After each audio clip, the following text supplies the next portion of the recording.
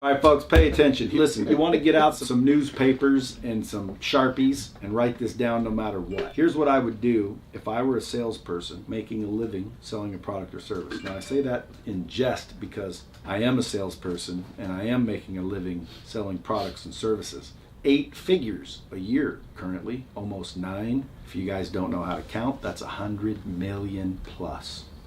If you're a 9-figure company, you're making $100 million annually. So if you want to make more than $100 million per annum, you're going to want to definitely write this shit down, because if I could go back at 21 years old, 18 years old, you know, when I started selling, when I started really kind of getting into it and not really understanding, I wrote down some things before the thing. I'm like Joe Biden now. Fuck. So I wrote down what I would do differently if I could start it all over. What would I want to know? And I'm going to tell you guys that, and you guys may already know it, and maybe you don't. But if you do know it and you're not applying it, well, then you're dumber than a box of rocks. First thing I'd want myself to know at that young age is the more hands you shake, the more money you make. You guys realize that, right? Everybody here can double their income without closer school just by doing more than you're doing today. Talking to more people, shaking more hands, introducing yourself, networking more, going to more events. Instead of staying home, you're out networking, you're out hand gladding, you're out shaking hands, pressing palms, up in the numbers, right? I wish I knew that back in the day. You know what else I would have liked to have known back in the day? To take shit more seriously. For years, I just bebopped around like a dipshit, right? Didn't pay attention, didn't practice, didn't implement, didn't use every opportunity to get better. Because you guys are blessed with opportunities. If you're selling something right now and you have a customer, that's an opportunity. And that opportunity is not just to make a commission, it's to build a relationship, which is what you should be doing first. Secondly, it's an opportunity to practice and hone your craft to become a master at what you're doing. And if you become a master at what you're doing, you're going to be successful financially anyway, no matter what. But you have to be a master at what you're doing. Name somebody that's badass to the level of master, like Bruce Lee, right? To the level of the best in the world at your craft. Who's broke that's the best in the world? Who do you know? Anybody? I bet you can't name anybody. I bet maybe if I thought about it, like the best homeless person in the world. Autonomous. Maybe the new president of Chaz, the autonomous. Right. You know, but I'm talking about sales. I'd take it more seriously. I'd use every opportunity to get better. I'd appreciate and have the gratitude that I didn't have. It took me a lot longer to move up, advance, make money, all that. I could have a Rolodex right now worth extreme amounts of money. There could be daughters in the back seat. Sorry about that. I said duckers. By the way, you guys realize if you have a little kid and you accidentally slip and say a bad word, just say a word that rhymes with it really quick and their mind remembers the last word you said. So if you say the F word, no matter how loud you say it, and then be like, a duck! They just remember duck. So anyway, I would take it more seriously and realize that, man, there's a lot of opportunity. Every second of every day in a sales situation is an opportunity to get better, practice your craft, make a relationship, more importantly, and turn that individual into a friend. Because, dude, if you can make that individual an actual friend, you're going to sell them not only what they came to buy, more than likely, because half of you are just order takers standing around fucking taking an order. I would have took things more seriously and appreciated every opportunity and got better quicker. Number 3, I wish someone would have told me to start a company. How many people on this episode have a company? If you don't have a company, you're like, well, I work for so-and-so. I don't care. Go start a company. Start your own company. Start a company tomorrow. Go down, business office, start a company. It's $300-400 maybe, depending on where you go. You can go online. There's corporations that'll set it up for you. You don't have to know shit. Just pay the money. Come up with a cool name. Now, why would I start a company? Well, dude, the tax advantages of starting a company are ridiculous. All the money I spent dry cleaning, I could have ran that through my company. Why? Because my company leases out fucking rock star sales talent and they have to look good. All the money I spent, on books or training, I could have freaking wrote off. So you can write off a lot of investments when you have a business. I wish someone would have told me that, especially in sales. Lack of fear, write that down. I wish someone would have told me to stop being afraid of the dumbest shit. A lot of you guys are gonna spend a lot of time afraid of customers, afraid of, making calls. You're gonna anticipate negativity when you approach a door. Oh, they're at dinner. I bet you they are not gonna appreciate my knock. You're gonna self-talk yourself right out of a couple $100,000 a year minimum. The reason is fear. You're going to fear the dumbest things. Fear what people think. Fear rejection. So what somebody says no? What are you so worried about? Like, dude, everybody's not going to buy your shit. The question is to find enough people as fast as you can that do want to buy your shit, that need your shit, that want your shit. By the way, if there's any employees that were forced to be here, this is Closer School raw. You're looking for the EG edition. so I keep forgetting, dude. There was a daughter in the back of Galky's car. No shit. Anyway, pit. Damn pit. Anyway, no more cussing. All right. The lack of fear is what I wish someone would have told me to have. You shouldn't fear anything. 0. Don't fear getting fired. Don't fear upping a customer. I say upping a customer because that's what we used to call them. You know, a customer was an up. You got to go talk to that up. And they called it an up because it was an acronym for unattended person. But ultimately, a lot of people would have fear. When I sold Bill Gates a car, nobody wanted to up the guy. They didn't know who he was. I didn't know who he was. Guess what? I don't care. I'm going to go talk to anybody.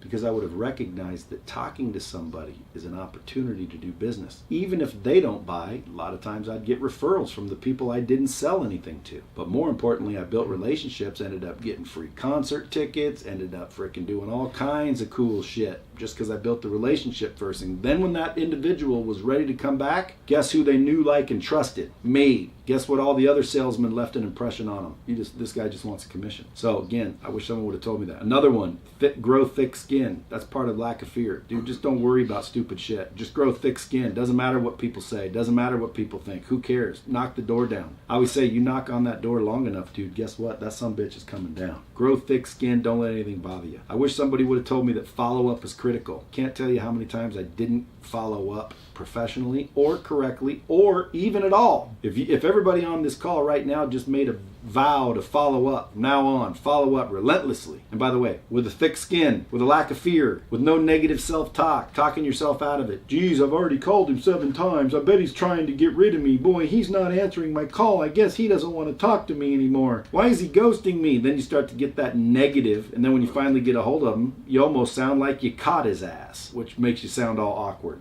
Viewer finally answers the phone. Hello? I'm like, dude, you been avoiding my call? Instant freaking awkwardness. So at the end of the day, man, you want to follow up. I wish someone would have told me that. Follow-up's critical. Okay, mindset is key.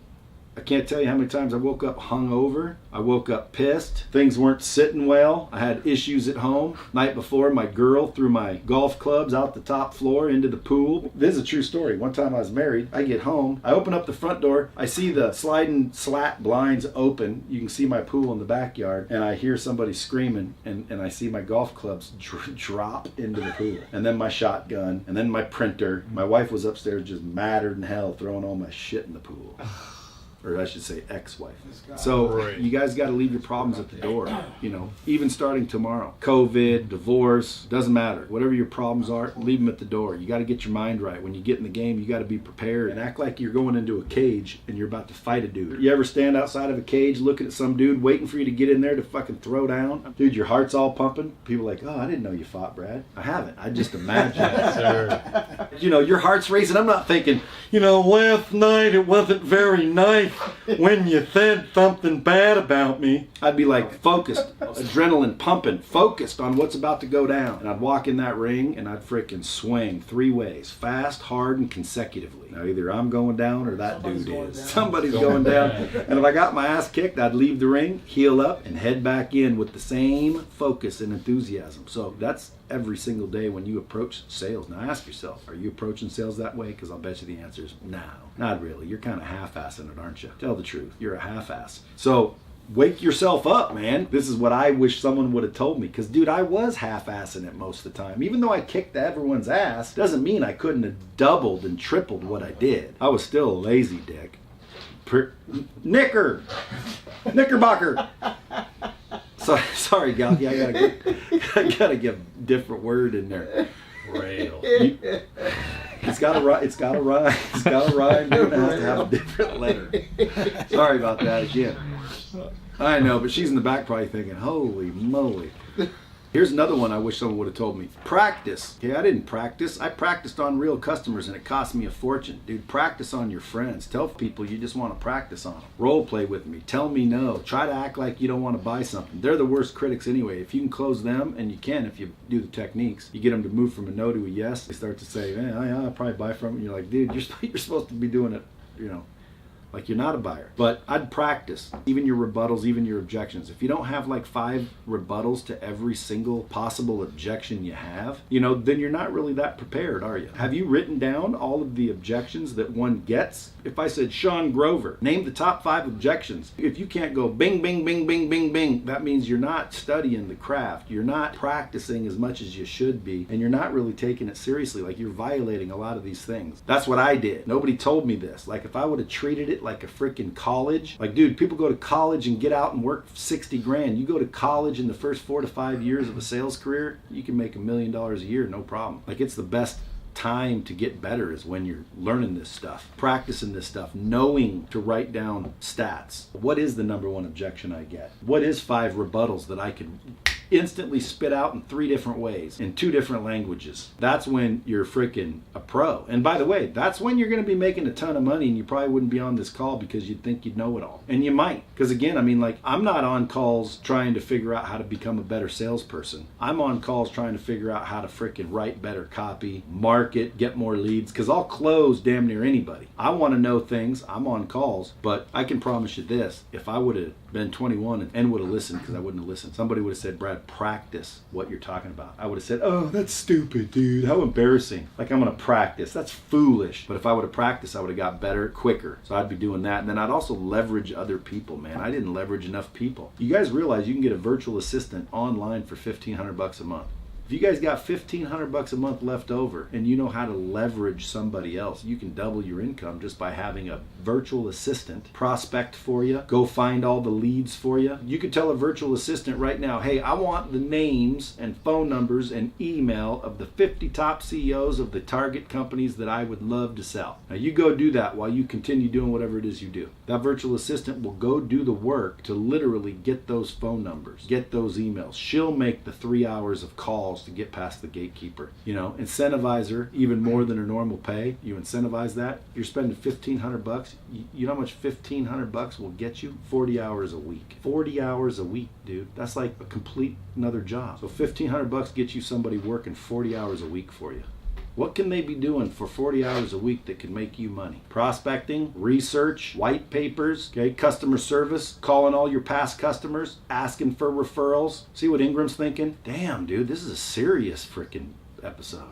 He ain't cracked one freaking joke. You know why? Because he knows I ain't lying, dog. This is gold, man. This is gold. This is the shit you wish you were doing. If you look back 20 years from now, you'll be like, I should have been doing this. Dustin Miller would be like, dude, if you start doing it right now, 20 years from now, you'll be way farther ahead than if you don't do it. You see what I'm saying? There's going to be people that literally don't listen to what I'm saying. Maybe they don't understand it. They're too afraid to speak up, ask questions, put something in the chat, which, by the way, violates these. Okay? Lack of fear. That's what I mean. Like, you guys need a lack of fear. You can't be afraid to say, now, what do you mean, Brad? Well, dude, if I ask what he means, everyone in the room's going to make fun of me. Who cares? Like, dude, I don't really care. Did you guys see my stories when I was on the boat and I'm driving back? I had a couple people be like, dude, I can't believe you put that up there. I'm like, why? He says, because your boobs were bouncing on the waves. I'm like, number one, bitch, I ain't got boobs. And then I said, yeah, but dude, it's the COVID-19. Everyone gained about 19 pounds. I said, but I don't care. What do I care? But then I thought about it. I looked. It had 9,000 views. I'm thinking, well, too late now. But anyway, it's just a lack of fear I've developed. What's the worst that can happen? What's the worst that can happen? So I'd leverage other people's time, write that down, like a virtual assistant, like a friend, a spouse. Maybe your wife or husband doesn't work, freaking hire them. Have them do some work, man. Have them prepare you somehow. Leverage people's time. I wish I would have known that. Here's how I would have doubled my income. Like, if I was 21 and I could go whisper in the dude's ear, hey, you want to double your income this month? My answer would have been, hell yeah, but I wouldn't have known how. Here's how.